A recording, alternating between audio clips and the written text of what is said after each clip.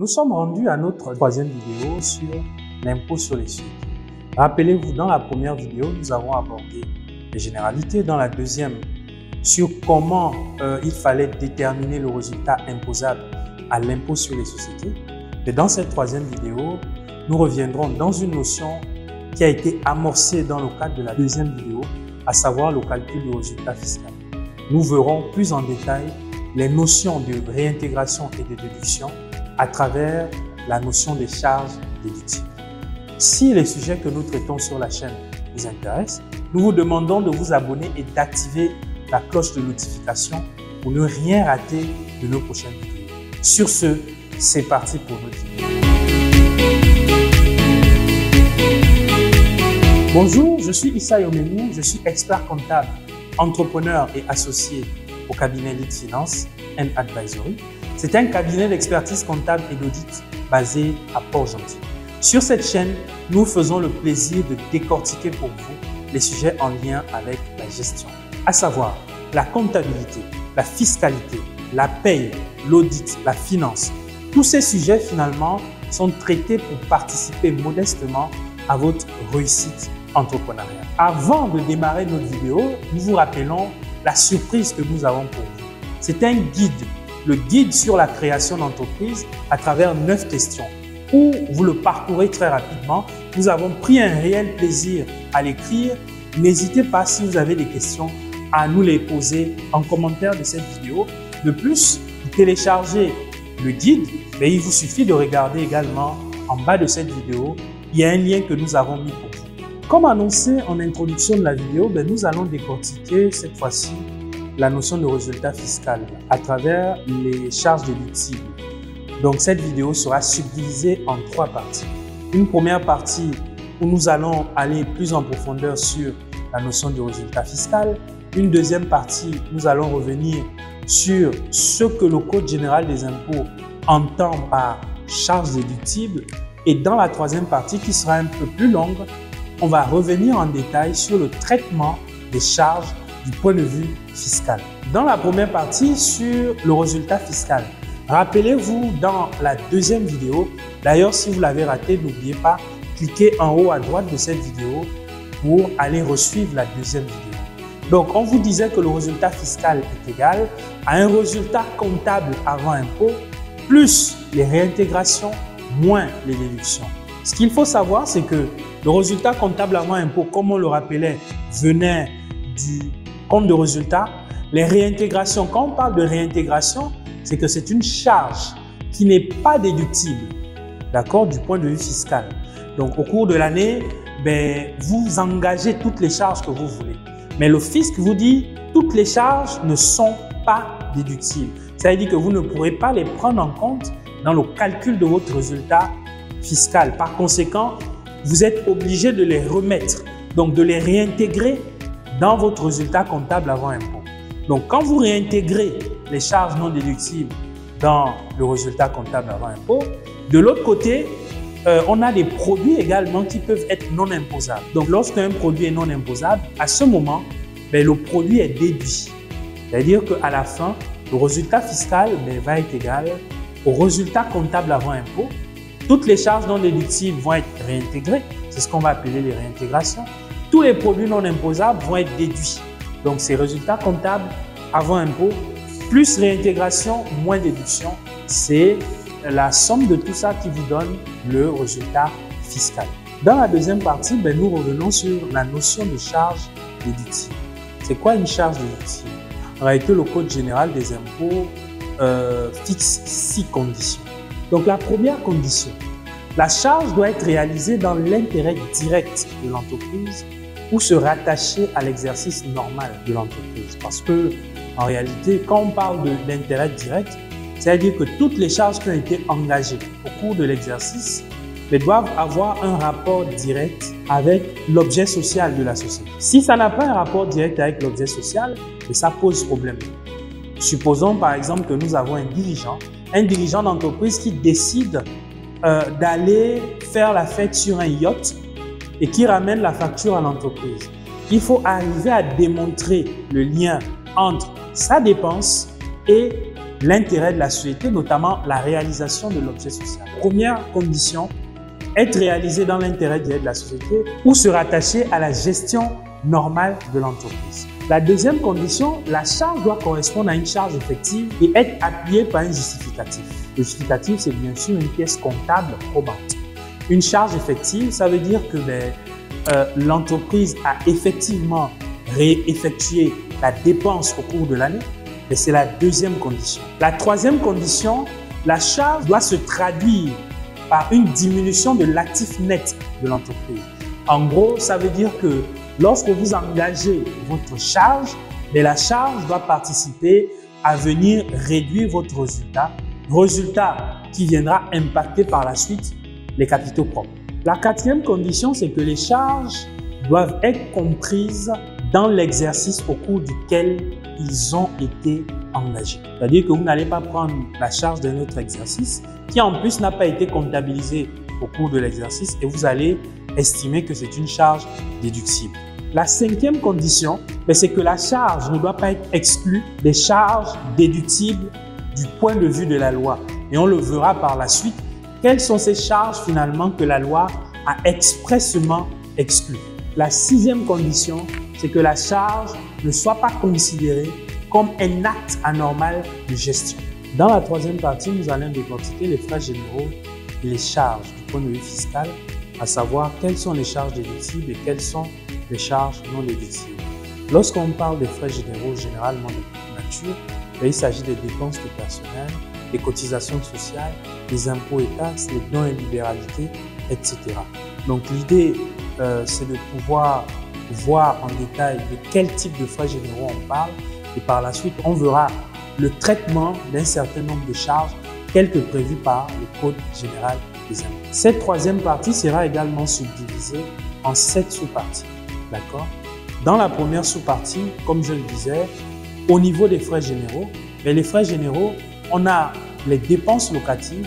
En réalité, les dépenses de loyer sont déductibles de votre résultat comptable avant impôt, sauf que lorsque la société, nous avons des associés qui ont des maisons et qui ont plus de 10% du capital de la société et qui mettent à disposition ce loyer-là à l'entreprise, en réalité, leurs factures qu'ils envoient, les charges qui sont engagées en termes de loyer, mais ne sont pas déductibles du point de vue fiscal.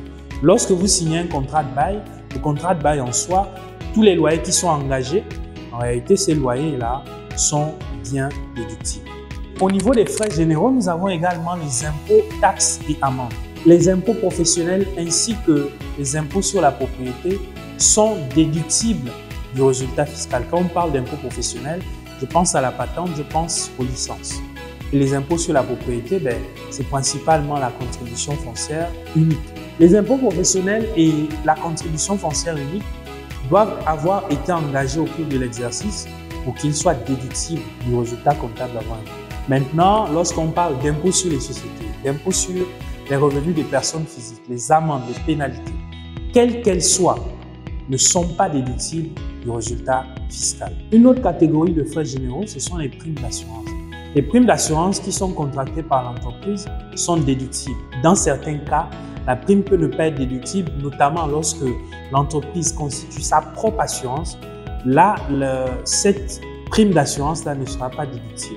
Si l'entreprise contracte une assurance maladie au profit des salariés, il faudrait que la dépense d'assurance soit enregistrée dans les comptes de l'entreprise pour que la dépense soit également déductible. Une autre catégorie au niveau des frais généraux, ce sont les libéralités et les dons. Lorsque vous faites un don à une association à caractère général, qui a un caractère philanthropique, qui a un objet social et qui est situé au Gabon, le don que vous faites à l'entreprise, à l'association, ne sera déductible qu'à hauteur de 1 pour 1000 de votre chiffre d'affaires. Ça veut dire qu'à chaque fois, vous pouvez dépenser ce que vous voulez, vous pouvez donner ce que vous voulez à l'association, mais le plafond que vous ne devez pas dépasser, c'est 1 pour 1000 de votre chiffre d'affaires. Donc, vous avez par exemple 100 millions. Les 100 millions, le plafond, si vous réalisez 100 millions de chiffre d'affaires, le plafond de déductibilité au niveau du don c'est 100 millions fois 1 pour 1000. Lorsque vous aidez votre salarié à acquérir une maison à titre principal, si vous lui faites un don, le don par année ne doit pas dépasser 6 millions. Ça doit être reparti sur 5 ans. Ça veut donc dire que 6 millions sur 5 ans, ça fait 36 millions. Vous ne pouvez pas donner plus de 36 millions à votre salarié sur 5 ans, à raison de 6 millions par année. Si vous donnez plus de 6 millions, la partie supérieure aux 6 millions ne sera pas déductible du point de vue fiscal. La dernière catégorie des frais généraux que nous allons voir, ce sont les commissions ou les courtages. Les commissions ou les courtages sont déductibles du résultat fiscal à condition que le montant octroyé dans le cadre de commission ne soit pas supérieur à plus de 5% du montant de la marchandise. Donc, si vous décidez de donner par exemple un taux de 7% sur l'achat de la marchandise, les 2% ne seront pas déductibles du résultat fiscal. Qu'est-ce que j'ai fait? 7%, 5% déductibles et 2% non déductibles. La deuxième sous-catégorie, ce sont les dépenses du personnel. Les dépenses du personnel, elles sont diverses. Les dépenses qui sont engagées et qui correspondent à un travail effectif, qui ne sont pas exagérées, sont entièrement déductibles du résultat fiscal. Les rémunérations également qui sont versées à des associés, des SARL ou des différentes sociétés, dès lors que ça correspond à un travail effectif et n'est pas exagéré, est également déductible du résultat fiscal. Au niveau des dépenses du personnel, on a également les cotisations sociales versées à des caisses étrangères. Dès lors que ces caisses, ça présente en fait un caractère obligatoire, c'est déductible dans la limite de 15% du salaire brut. Une autre dépense du personnel, ce sont les cotisations versées à une société d'assurance vie à titre volontaire, versées bien sûr par l'entreprise. Une autre dépense à une entreprise d'assurance vie, il faudrait que la cotisation ne soit pas supérieure à plus de 10% du salaire brut. Et en deux, la cotisation doit être faite auprès d'une entreprise qui est une entreprise gabonaise ayant reçu l'agrément au niveau du Gabon. Une autre catégorie de dépenses du personnel, ce sont les frais de voyage versés pour des salariés expatriés. Les frais de voyage aller-retour pour l'expatrié, pour sa conjointe, pour sa femme et pour ses enfants, dès lors qu'on les lui verse, c'est déductible quand on n'est pas à plus d'un voyage par année. Donc, lorsque vous êtes à un voyage, les coûts engagés pour ces billets d'avion-là sont entièrement déductibles. Le deuxième voyage, si l'entreprise prend en charge plus d'un voyage, à partir du deuxième voyage, ce ne sera pas déductible du point de vue fiscal et il faudra le retraiter également dans le bulletin du salarié ayant bénéficié cet avantage en nature. Une autre catégorie de dépenses du personnel, ce sont les indemnités qui sont versées à des administrateurs dès lors que ça correspond à un travail effectif au sein de l'entreprise et que ça n'a pas un caractère exagéré. Cette dépense du personnel est entièrement déductible. La dernière catégorie des dépenses du personnel, ce sont les frais téléphoniques alloués au personnel. Ces frais téléphoniques sont déductibles du résultat comptable avant impôt que de 50%. Ça veut dire que si on a une facture de 1 million pour les frais téléphoniques alloués au personnel, mais elles ne seront déductibles qu'à hauteur de 500 000. Les autres 500 000 seront entièrement non déductibles. Dans la troisième sous-catégorie, il s'agira de voir quel est le traitement des charges financières. Les charges financières sont en principe intégralement déductibles. Maintenant, on a quelques conditions. La première condition, c'est qu'il ne faudra pas excéder le taux des avances de la Banque centrale plus 2 points. Et le taux de la Banque centrale est de 4,5 plus 2 points, ça fait 6,5. Ça veut dire que lorsque un associé, un actionnaire dépose de l'argent en compte courant dans la société, vous le rémunérez au taux que vous souhaitez. Mais vous devez savoir que la différence sera l'objet d'une réintégration. Imaginons que vous avez un associé dans l'entreprise qui vous met à disposition 100 millions. Mais les 100 millions rémunérés à 10%. Ça veut dire que le taux est de 10 millions. Donc, les 10 millions ne seront pas entièrement déductibles puisque le taux des avances plus 2 points donne 6,5. Le montant déductible des dépenses est de 6,5 millions. Donc, ça veut dire qu'on va réintégrer 3,5 millions dans le cadre de notre exemple. L'autre condition à prendre en compte, ce sont les associés ou les actionnaires qui possèdent en droit ou de fait la direction de la SA ou la SARL. Dès lors qu'elles mettent à disposition les fonds ne doivent pas excéder 1,5 le capital de la société. Si ça excède 1,5 le capital de la société, la charge n'est pas déductible. La quatrième sous-catégorie, ce sont les droits et les rémunérations versées à des personnes en dehors de la zone CEMA. Ces dépenses sont déductibles, mais sous condition.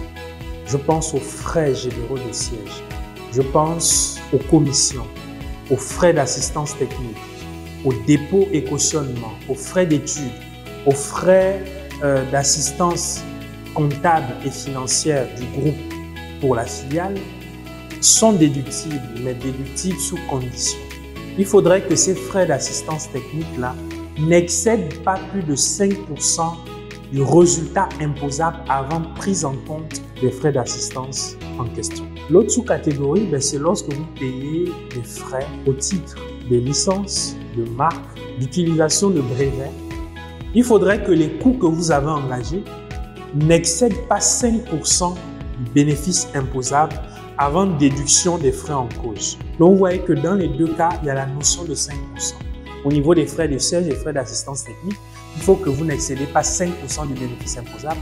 Pareil sur la partie des licences, des marques et des brevets. Ce que vous devez savoir, c'est que la partie qui excède les 5% sont entièrement à réintégrer dans le résultat comptable avant impôt, dans le résultat net de l'exercice. Ils sont à réintégrer entièrement. Et lorsque vous les réintégrez, ils sont également soumis à l'impôt sur le revenu des capitaux mobiliers qui est de 20 ou de 25%. La cinquième sous-catégorie, ce sont les amortissements. Au niveau des amortissements, nous avons trois cas. Les amortissements normaux, c'est-à-dire que le Code général des impôts prévoit une valeur d'usage d'un certain nombre de biens.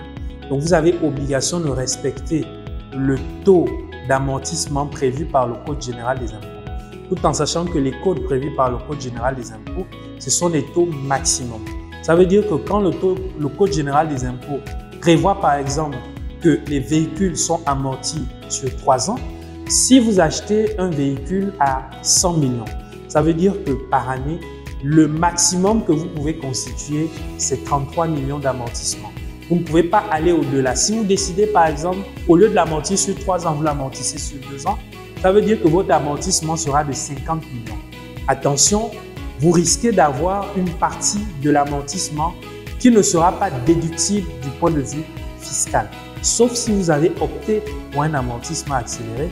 Ce sera l'autre sujet que nous allons développer tout de suite après. L'autre élément à avoir également à l'esprit, ce sont les amortissements classiques. Là, je pense à l'amortissement linéaire et c'est l'amortissement qui est pratiqué tel que prévu par le Code général des impôts. Les taux qui sont, les durées d'usage qui sont prévues dans le Code général des impôts permettent de pratiquer un amortissement linéaire. Une entreprise peut être amenée à pratiquer un amortissement linéaire et être en déficit. Le Code général des impôts autorise l'entreprise à reporter sur plusieurs exercices l'amortissement qui a été pratiqué en période déficitaire. C'est un élément qui souvent n'est pas pris en compte, qui peut être une source d'optimisation fiscale intéressante dans le cadre du résultat fiscal. Ça veut donc dire que si au cours d'un exercice, vous êtes en déficit, vous allez prendre la totalité de l'amortissement qui a été pratiqué au cours de l'année et le différer pour les exercices bénéficiaires. Vous allez l'utiliser dans le cadre d'un exercice bénéficiaire. Le tableau prévu à cet effet dans la déclaration statistique et fiscale ou l'alias fiscal prévoit également un petit pavé qui permet de suivre l'amortissement qui a été différé sur les différents exercices. Là, c'était la première sous-catégorie qui est l'amortissement classique. Le Code général des impôts permet également de pouvoir pratiquer un amortissement accéléré, mais c'est sous condition. L'amortissement accéléré veut dire que vous allez réduire la période d'amortissement d'1 an, vous allez doubler l'amortissement de la première année. Vous avez un bien qui est amorti sur 5 ans, le montant est de 100 millions. Ça veut dire que 100 millions divisé par 5, ça fait 20 millions. Au cours de la première année, au lieu d'avoir un amortissement de 20 millions, mais vu qu'on est en amortissement accéléré, on va plutôt avoir un amortissement de 40 millions. Mais c'est sous condition. Le Code général des impôts prévoit 3 conditions pour pouvoir bénéficier de l'amortissement accéléré. La première condition, c'est que le bien doit être amorti pour une période au moins de 3 ans.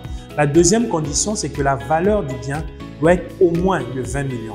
La troisième condition, il faudrait que le bien qui a été acheté soit exclusivement utilisé dans le cadre des opérations industrielles ou dans le cadre des aménagements de terrains à bâtir pour des logements socio-économiques. Lorsque ça respecte les 3 conditions, ça veut donc dire que l'amortissement qui sera pratiqué pourra faire l'objet d'un amortissement accéléré. Les immobilisations acquises par les entreprises d'exploitation et de transformation des ressources naturelles prévues par le code spécifique des investissements, je pense notamment au code forestier, code minier, code pétrolier, peuvent faire l'objet d'un amortissement dégressif. La liste des immobilisations en question doit avoir été prévue par un arrêté de chaque ministre. Donc, on va avoir le ministre de la Forêt, le ministre du Pétrole, le ministre des Mines. Donc, ces 3 ministres-là doivent avoir sorti un arrêté dans lequel ils prévoient la liste des immobilisations en question. Du coup, lorsqu'on parle d'amortissement dégressif, on pense tout de suite au coefficient d'amortissement dégressif. Il y en a 3 prévus par notre corpus fiscal. Le premier, c'est le coefficient de 1,25 pour les biens d'équipement qui ont une durée compris entre 0 et 3 ans. 2,25 pour les biens qui ont une durée de vie de plus de 6 ans. Pour pouvoir bénéficier de l'amortissement dégressif, il y a quand même des conditions de forme à respecter. Il faut pouvoir adresser un courrier au directeur général des impôts dans les 3 mois de l'acquisition du bien, en rappelant votre NIF, en donnant une description sommaire du bien et en joignant la facture du fournisseur. La 6e sous-catégorie, ce sont les provisions.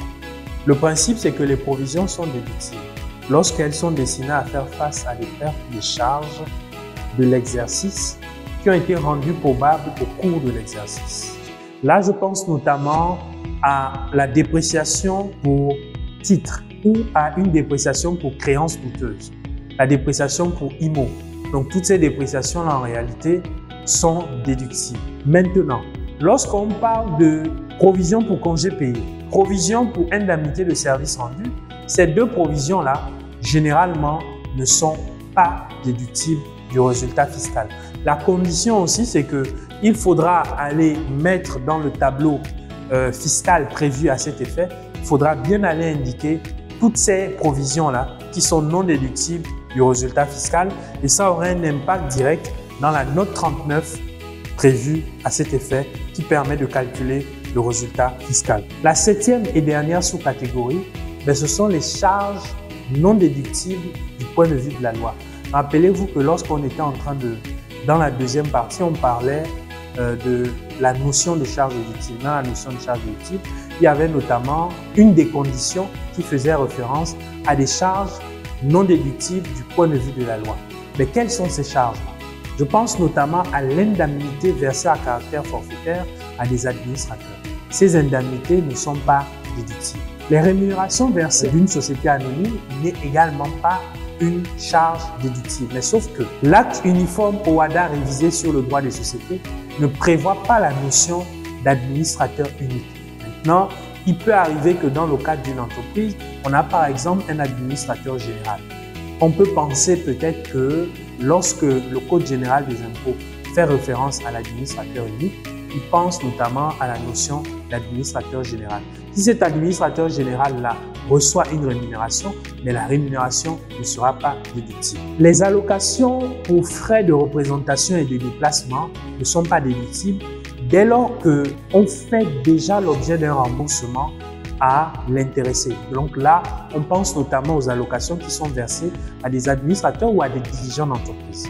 Ces dépenses-là, ces allocations forfaitaires-là, ne sont pas déductibles du résultat fiscale. Les dépenses relatives à la chasse, à la pêche, à l'utilisation d'un bateau de plaisance par des dirigeants ou par des administrateurs de l'entreprise ne sont pas déductibles du résultat fiscal. Nous pouvons également rajouter en dernier, donc en bonus, les reports déficitaires.